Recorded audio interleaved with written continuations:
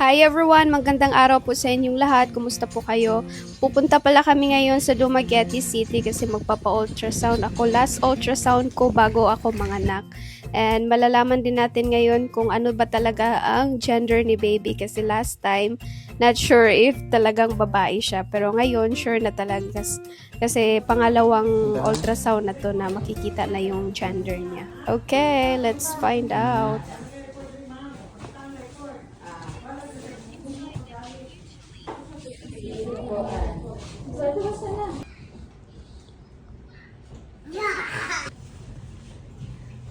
So, how is it? Who is boy or girl? It's a boy.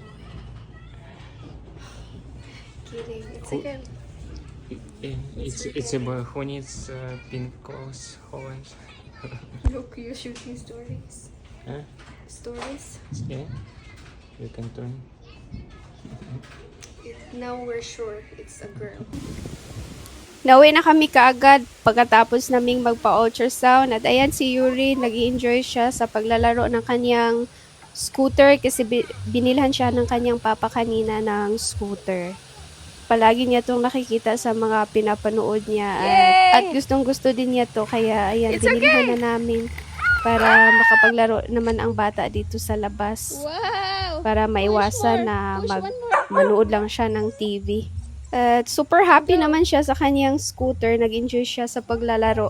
It's working. Push Pinilahan ko more. nga siya ng helmet din. At actually, meron din siyang much kneecap better. at ano yung Let's tawag try pang this. protect sa kanyang arm.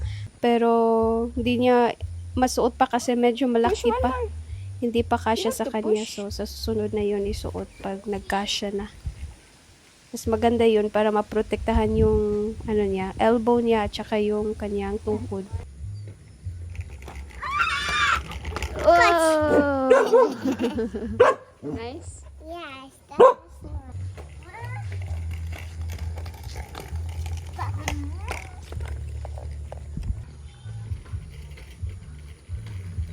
Turn to the house.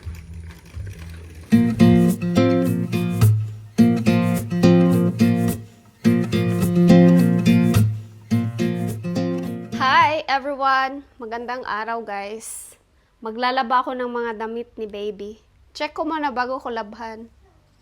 Ito yung mga nabili ko na mga damit at saka yung mga ibang gamit. May in-order pa ako sa Lazada na hindi pa dumating yung mga pang gamit ko pang breastfeeding. Ay, yung tawag nito, yung breast pump ko, nandito na. Bumili lang ako ng isang pack ng newborn na diaper. Kasi ito yung dadalhin ko sa hospital. For lang yan talaga, for hospital. For my hospital bag. And bumili ako nitong super cute na swaddle. Ang ganda siya kasi zipper lang siya. Mabilis siyang ilagay sa baby. Dali lang siya ibihis. Dalawang kulay. Ito pink.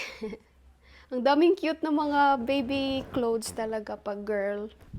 Ang daming nabibili ng mga cute. Ito, ano to? I think, newborn pala to. From 0 to 3 months yata to. Cute na. Pero usually, yung mga binili ko, puro mga pink. Mga girly talaga. Buti na lang sure na talaga na baby girl yung nasa tiyan ko. Ang cute nito. Pair with this one, ano tawag nito? Hat. And ito yung nabili ko sa H&M, oh. Kunan natin ang tag. Lalaban na ako, guys, kasi 2 weeks from now, manganganak na ako actually.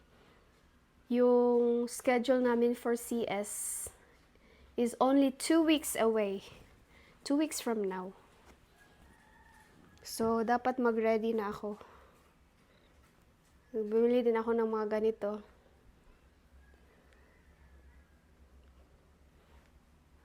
mga maliliit na towel.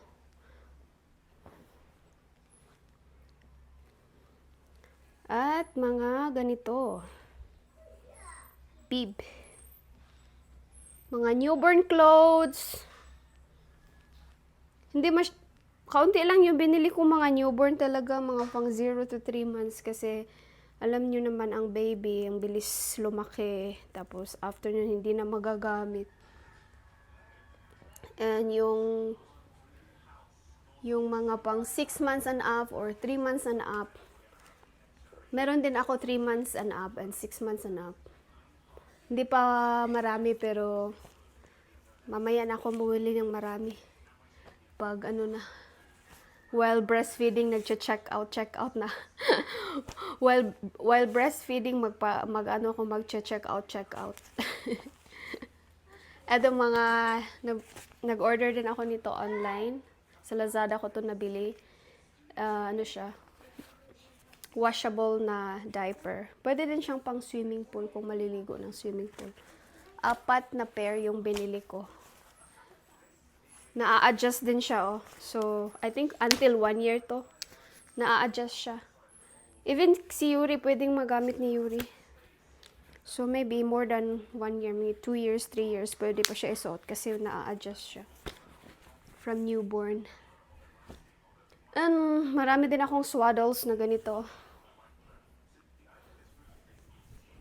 At saka yung mama ni Dimitri, nagpadala pa ng mga gamit galing Russia. Maybe 1 month from now, marireceive na namin. Actually, nasa Manila na siya. Kaso matatagalan yun dun sa Manila sa custom. Usually, mga 1 month yun dun. Ito, regalo ng aming kaibigan. Mga receiving blankets. Ito, gamit ko magpadede ako. Pang cover. Tapos, ito naman, panglagay dito sa, ganun sa arm. Para hindi ako mangalay. Kasi last time kay Yuri I remember last time kay Yuri, guys, sobrang nangangalay yung dito ko. I wish I had this before, nung nagpapadede pa ako kay Yuri. Ganyan lang siya. Dito yung ulo ng baby, tapos ayan, padede. Lalaban ko din yan. Bumili na rin ako ng ganitong pack ng, 1, 2, 3, 6 packs ng wet wipes. Para magdadala din ako nito para sa hospital.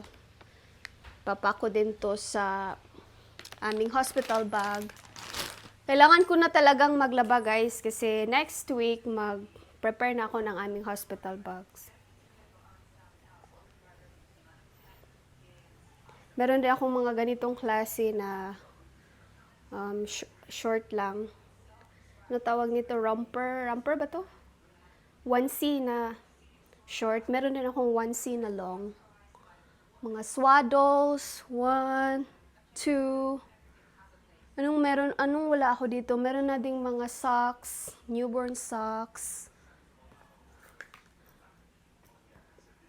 Mga hats. And mga ganito, cute. Mga headbands na cute. Kasi nga, meron tayong baby girl. I'm so excited magbili ng mga. Actually, may na-order ako ulit na mga pang Christmas, New Year outfit sa online. Maybe next week dadating yun. Tapos mga headbands. Dami kong biniling mga headbands. Excited kasi ako. Pangarap ko to. Bumili ng mga ganito. Makabili ng mga ganito pang mga cute na damit for the baby girl. Para din ganito. Mga pair siya actually. Ano pa? Meron pa actually mga gamit si Yuri na pwede din gamitin ni baby. Ng aming baby girl. Like yung mga blankets, swaddles ni Yuri before. Yung mga onesies niya, pwede din yun gamitin ni Yuri. Pero pang ano yun, pang 6 months up na yung onesies ni Yuri na nadala namin. Kasi yung mga newborn clothes ni Yuri, mga clothes niya from newborn to 6 months, usually naiwan namin yun lahat most of it naiwan namin sa Russia. Mga receiving blankets, meron na din. Mga shorts na may pair. I think yung kulang dito siguro, meron ding mga pants actually. In case, kasi maginaw dito sa amin. To pair.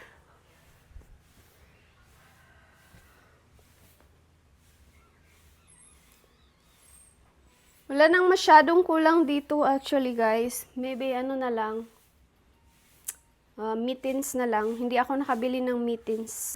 Yung parents ko ay dadating na sila on Monday. Punta na sila dito. Today is Sunday guys actually. And Monday, pupunta na dito yung parents ko. And yung kapatid ko naman, the next days, pupunta dito para siya yung mag-aalaga kay Yuri. Actually, well, wala kami dito. Sila mama din at papa. Baby! Meron na pa din akong nabili ng mga ganito, guys. Meron din pala akong nabili ng mga ganito, mga pang soothing gel. Ay, ito kay Yuri to. Meron din akong pang rashes na cream kasi I remember last time kay Yuri, ang dami niyang rashes. Sana naman with second baby wala, pero in case pang rashes, meron akong cream. And also for the nipple, my nipple pang cream. What's something? You wanna go with me, baby? Mga light colors naman to.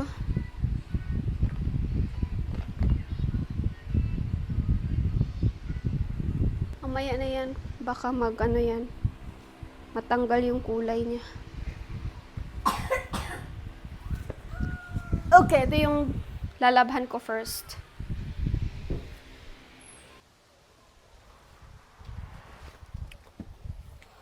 Ayan, ito ang gagamitin kong sabon.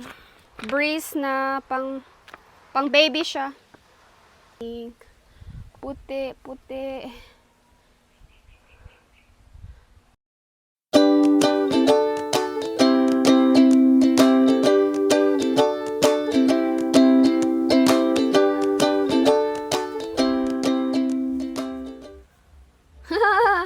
Look guys, ang cute nito. Socks ni Yuri to. Nung mga 6 months siguro si Yuri nito. Ang cute. Ang liit. Pero may mas maliit pa nito kasi sinuot ni Yuri to ng 6 months siguro siya or 3 months, nakalimutan. Mga nasa 3 months or 5 months siguro siya. Ang cute nito. Ito yung pamana ni Yuri sa kanyang baby sister. Ito cotton, white color, gentle siguro, gentle wash. Start.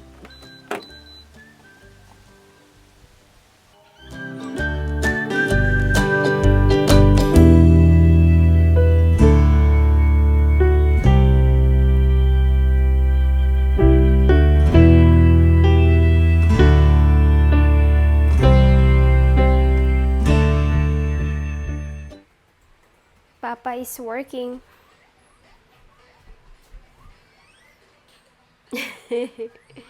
I'm washing the baby's clothes. 24.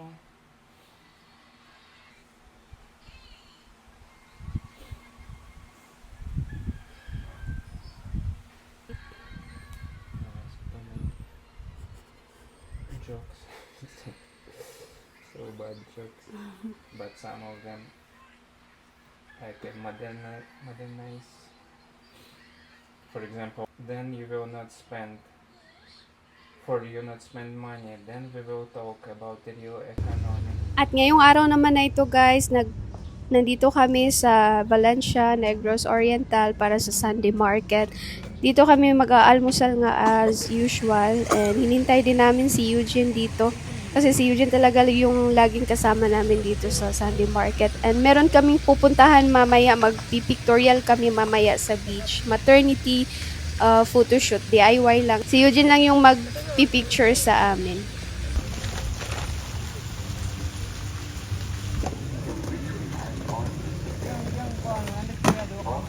So ayan, nandito na nga kami sa beach and sinimulan na naming mag-photoshoot while good mood pa si Yuri. Kasi mamaya baka hindi na mag-good mood ang baby, wala kaming ma-picture na maganda. Malapit na nga rin talaga akong manganak guys, so kailangan na naming mag-photoshoot kasi baka makalimutan namin mag-photoshoot, sayang naman baka last pregnancy ko na to. And gusto ko meron kaming mga pictures bago kami maging apat.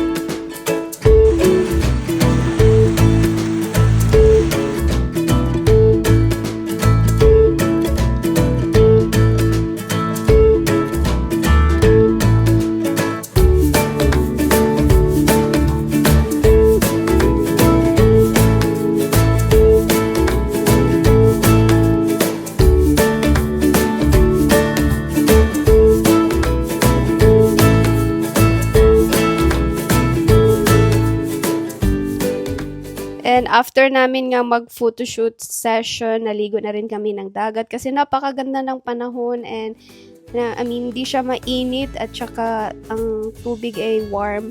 Dito na nga rin kami magla-lunch since may restaurant din dito sa beach na ito. Itong beach pala na to guys, nasa San Jose Negros Oriental to. Ang pangalan ay Wuthering Heights. Super ganda dito kasi tahimik, walang ang masyadong tao nung nandito kami. Private siya na resort, may restaurant, may hotel, and may dagat nga sila. Wala nga lang swimming pool pero sobrang beachfront niya.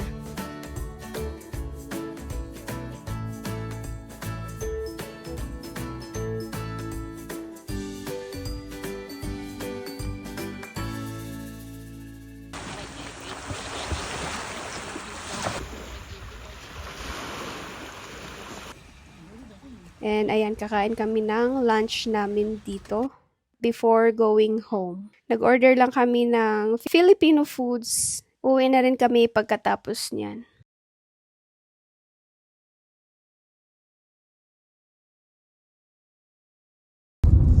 Ngayong araw naman ito, hapon na, ay punta kami ng Dumaguete City para sunduin yung parents ko kasi ngayong araw na nga sila dadating dito sa amin. And ayun, bago kami pumunta sa port para sunduin sila, mag-grocery muna kami kasi hindi pa naman nakarating yung sinasakyan nilang fast craft. And after naming mag-groceries, diretso na kami doon sa pantalan ng Dumaguete City.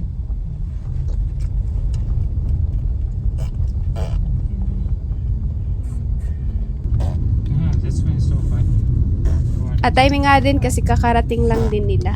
Ayan, nandito si mama, yung kapatid kong lalaki, tsaka yung nephew ko na lalaki. And si papa, sila lang muna kasi yung sister ko na dalawa ay next week pa pupunta kasi may pasok pa sila. Nandun na sila mama at papa at kapatid ko at pamangkin ko dyan sa aming bahay kubo. Dyan sila matutulog.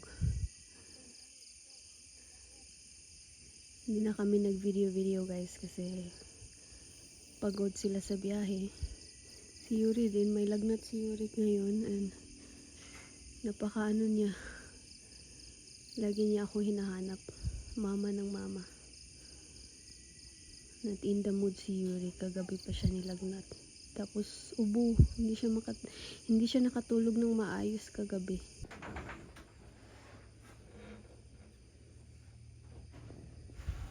Okay, we're gonna sleep now.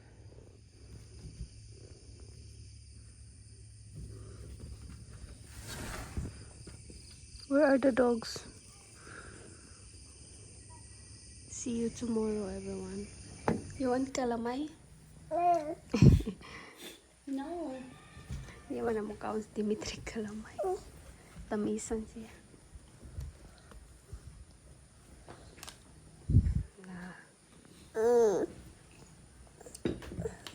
You want calamay, Yuri? No. No? Nagdala nga sila mama ng kalamay hati. Itong kalamay ay special na product sa Bohol. Kilala talaga ang Bohol sa kalamay. Sa mga hindi nakakaalam, taga Bohol talaga ako. Yung parents ko sa Bohol nakatira, yung mga kapatid ko na sa Bohol. Kami lang dito sa Negros Oriental. Actually, napunta ako dito sa Negros Oriental dahil nung nag-graduate ako ng high school, nag-offer yung tita ko na nakapag-asawa ng taga dito at dito na rin nakatira na siya yung magpapaaral sa akin ng kolehiyo. Kaya ako napunta dito sa Negros Oriental talaga. And since nagustuhan ko dito sa Negros Oriental, dito na rin ako nakapagtapos ng college and dito na rin ako nakapagtrabaho and actually dito ko na rin na-meet si Dimitri. Kasi nung time na na-meet ko si Dimitri, nagbabakasyon siya para mag-scuba diving and yung Darwin Negros Oriental ay kilala bilang isa sa pinakamagandang diving sites sa Pilipinas. Kaya si Dimitri napunta din dito dahil sa pagdadive. And dito na kami nag-meet. No, it's not tai. Tai coconut. Это твой горшок ночной. It's his night party. Night горшок. It's how your chick poop when he couldn't poop for many Years. years, many days. Nick. Ita. Tai tai. It's not tai. Satay. Tai coconut. Tai coconut. Sticky tai, like after you eat too much sticky rice, you tai like that. Now he thinks coconut have tai. Tai coconut. It's sticky rice you eating. Tai coconut sticky rice. It's with peanuts. Tai. With spinach. Tai coconut. Ha. Gandang araw, everyone. Punta tayo dito sa Payag.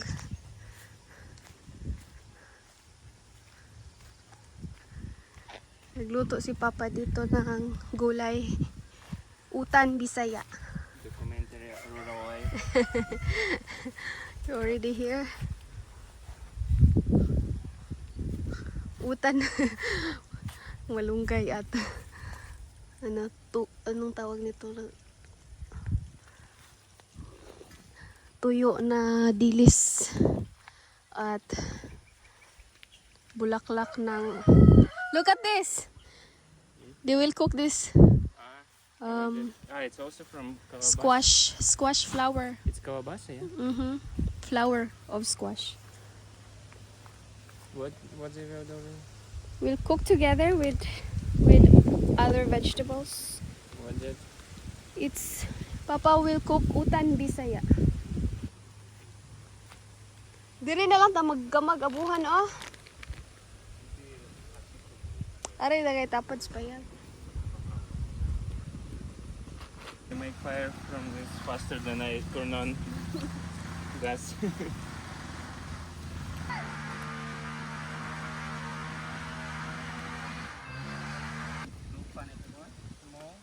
It's small already.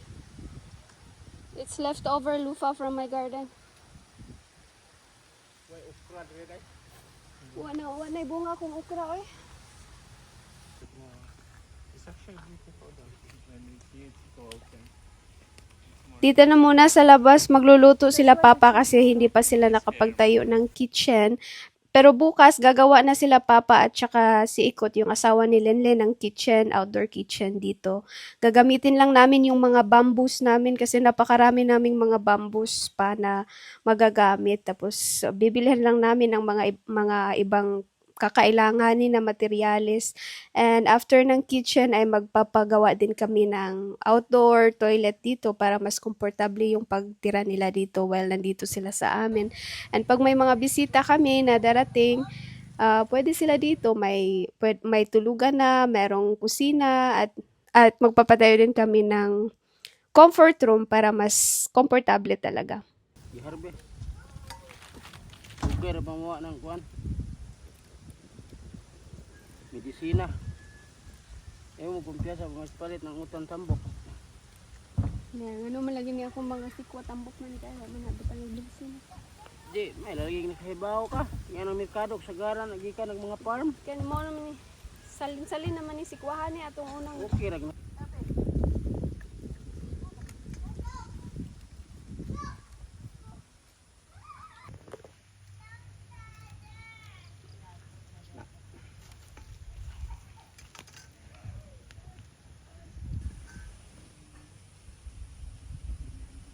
Tatanan. Tambal buga. Kaon. Baka Yung mga manak ko pala ng ano na naging mga sisiyo na yung itlog. Sa sa 7 na itlog, 6 lang yung naging sisiyo. Nabugok yung isang itlog. Siguro yung itlog na hinawakan ko kasi may nag-comment na dapat hindi ko daw hinawakan kasi mabubugok. Pero hindi ko alam. So, ayun, sayang talaga. Ngayong araw naman si Yuri at saka si Grayson, ang pamangkin ko, naglalaro dito sa labas. Mas maganda na nandito yung pamangkin ko kasi may makakalaro si Yuri.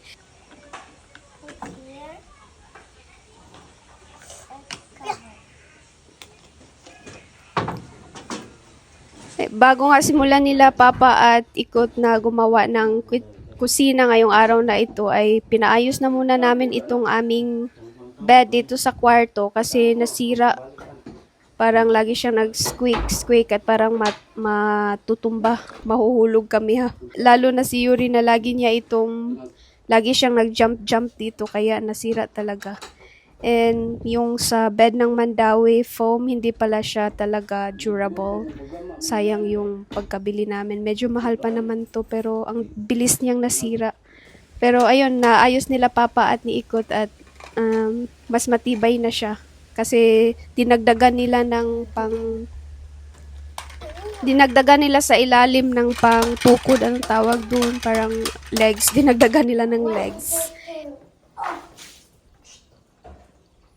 I do like bubble. Wash your face. Wash your face.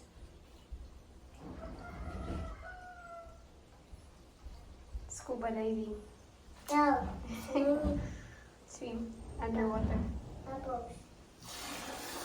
And first time ko pala ngayon guys na magluto ng rice dito sa aming pressure cooker. Napakabilis, 12 minutes lang luto na. Automatic. Hindi ko na kailangan tingnan-tingnan. And ayan na nga, nag-start na sila na mag-build ng aming kusina dito. Pag natapos na tong kusina na to, papakita ko sa inyo yung tapos na finished product. And that's all guys. Maraming salamat po sa panunood sa vlog na ito and magkita-kita po tayo sa susunod. I-continue natin ang vlogs about sa kusina and mag-ingat po kayong lahat.